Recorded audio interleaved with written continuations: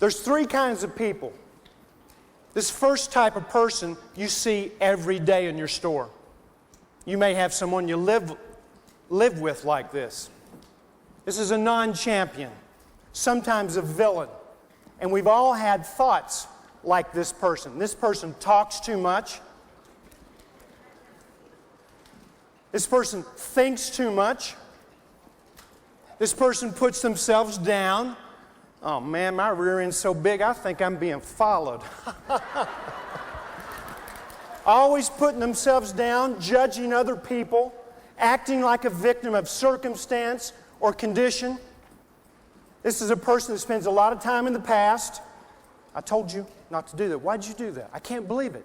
Always talking about what happened. This is a person that does not engage in the moment. This is a non-champion. You know this person. This next type of person is very rare. This is a champion. This person has a vision, but they don't just go from A to B. This person goes all the way to B, visualizes it, sees it as if it's so, embraces it, and then they do something very unique. They illuminate a pathway from B back to A in chronological order, like we're trying to get 4.5 increase in sales. So what's going to happen at the end of the year? 4.5 increase in sales. Of course, that 4.5 was created by the corporation. They know that some of you are going to have 20%, 50%, and some of you aren't. Who are you? Are you the 20 or the 30? Absolutely. The champion has only 1,300 thoughts in a day, and the average person, has 3,000, 2,000 thoughts a day. The champion only goes into the future for strategy and tactics, and the champion only goes into the past to learn quickly, efficiently, short evaluation, and then buries it in the backyard like an old carcass, never to be dug up again. That's the champion. But I'm really here to talk about someone more unique. A third type of person. This person's very, very rare. I do believe there will be a few in this audience. You see, I've coached some great athletes, some great champions, but I've coached some athletes that were winners on the field or on the court, and then they went home and beat up their wife. Or they didn't talk to their kids. You say, I'm here to talk about a true champion. A champion brother, a champion father.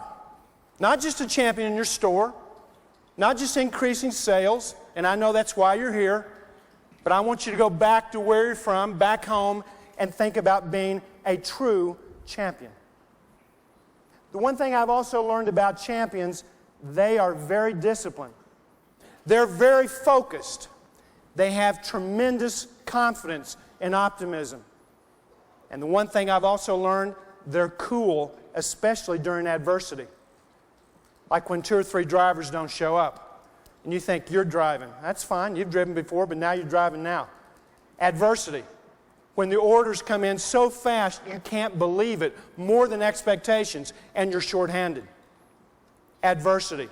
When you're on a campaign, a street campaign, door hanging, and somebody says, I ain't door hanging. I'm not door hanging. Adversity. The champion is calm, relaxed, and cool in those moments. I'm on it.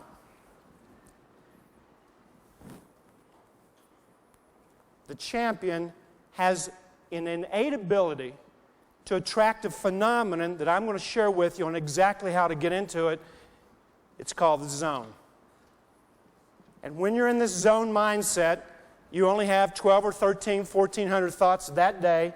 You're fully engaged in the moment, and your body literally changes. Literally. Everybody stand up. I'm going to show you the zone. Now, I want you to use your imagination. You're back in your home. You're walking down the street, and a crowd has gathered. Across the street, there's a building on fire. It's burning, and you're watching it as observers. One in the crowd, and this time it'll be me, I turn and see a 12-year-old boy in the 3rd floor screaming, "Help me! Help me!" He's crying. Instantly, within 1,000th of a second, my eyes double and triple shutter speed, giving me the feeling and the illusion that everything's in slow motion. That's so I can look for an avenue of rescue. Also, in 1,000th of a second, there's an energy field that goes around me and it expands. I can feel danger behind me. My skin sensitivity is heightened. My glycogen level, adrenaline level, a chemical cocktail floods into my blood system. And now I have inordinate strength, quickness, speed, and agility. And I run into the building. There's smoke everywhere. I go inside. I can't see anywhere, but my intuition takes over. My logical mind shuts down. My intuitive brain now is fully engaged.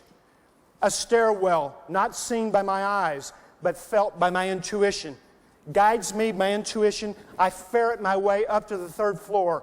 I pick this young boy up off the ground like a feather. I then run outside. I'm not aware of anything that's happening. I am in the moment. I'm in the zone. A feeling that nothing can go wrong. I'm in a purposeful, calm mind state. I get outside. The oxygen hits me. I fall to the ground. I hear someone in a distance, yet they're only a few feet away. He's a hero. Did you see what that guy did? He went in that building. He's on fire. And I'm thinking, I did nothing special. You would have done that. Anybody would have done that. 20 minutes later, the blood flow reverses. Because when I went into the building, my stomach shut down. The capillaries constricted. The blood vessels tightened up, diverted all the blood from my stomach to my brain so I had clarity, and to my large muscles so I had incredible strength. But now, after 20 minutes, the blood flow goes back from my brain, back into my stomach. I get nauseous, I throw up, and I start to cry. Ladies and gentlemen, that is the zone.